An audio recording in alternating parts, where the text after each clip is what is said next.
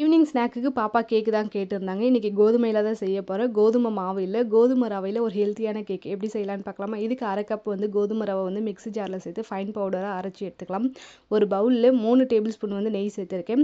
1/4 cup வந்து நாட்டு சர்க்கரை சேர்த்து பீட்டர் வச்சு நல்லா பீட் பண்ணி எடுத்துக்கலாம். இது கூட வந்து 1/4 கப் வந்து காய்ச்சின பால், நல்லா ஆற வச்ச பால் வந்து சேர்த்துட்டு இதையும் வந்து பீட்டர் வச்சு நல்லா பீட் பண்ணி எடுத்துக்கலாம், கலர் மாறுற அளவுக்கு. இது கூட வந்து 2 டேபிள் ஸ்பூன் வந்து கெட்டி தயிர் வந்து நான் சேர்த்துருக்கேன். சேர்த்துட்டு இதையும் வந்து 1 நிமிஷத்துக்கு நல்லா பீட் பண்ணி எடுத்துக்கலாம்.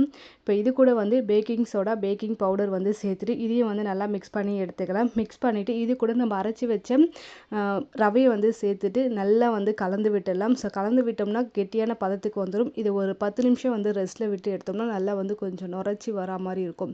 ஸோ இதை நல்லா நுரைச்சி வந்ததுமே ஸோ இது கூட மறுபடியும் வந்து 1/4 டம்ளருக்கு வந்து நான் பால் வந்து சேர்த்துட்டு மறுபடியும் வந்து நல்லா மிக்ஸ் பண்ணி விட்டோம்னா பேட்டர் வந்து ரெடி ஆகிடும்.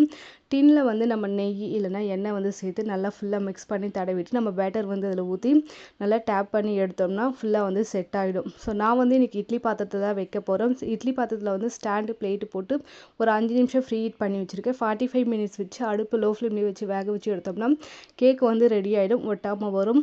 ஸோ இந்த கேக் வந்து மஸ்ட்டு ட்ரைன்னு சொல்லாங்க. டேஸ்ட்டு ரொம்ப சூப்பராக இருக்கும். வயசானவங்க கூட இந்த கேக் வந்து சாப்பிட்லாம், சின்னவங்களாக இருக்கவங்களும் சரி. ஸோ அவ்வளோ டேஸ்ட்டாக ஹெல்த்தியாக இருக்கும். நம்ம கோதுமை ரவையில் வந்து செஞ்சுருக்கிறதுனால பயப்பட தேவையில்லை. அவ்வளோ சாஃப்டாக சூப்பராக வந்திருக்கு. நான் செகண்ட் டைம் வந்து கேக் செஞ்சுருக்கேன். நான் நினைக்கவே இல்லை இந்த அளவுக்கு சூப்பராக வரும்னு சொல்லிட்டு. நீங்களும் ட்ரை பண்ணி பாருங்கள். உங்கள் குழந்தைங்களுக்கு இந்த மாதிரி ஹெல்த்தியாக கொடுத்து பாருங்கள். எப்படி இருக்குன்னு சொல்லிட்டு மறக்காமல் சொல்லுங்கள்.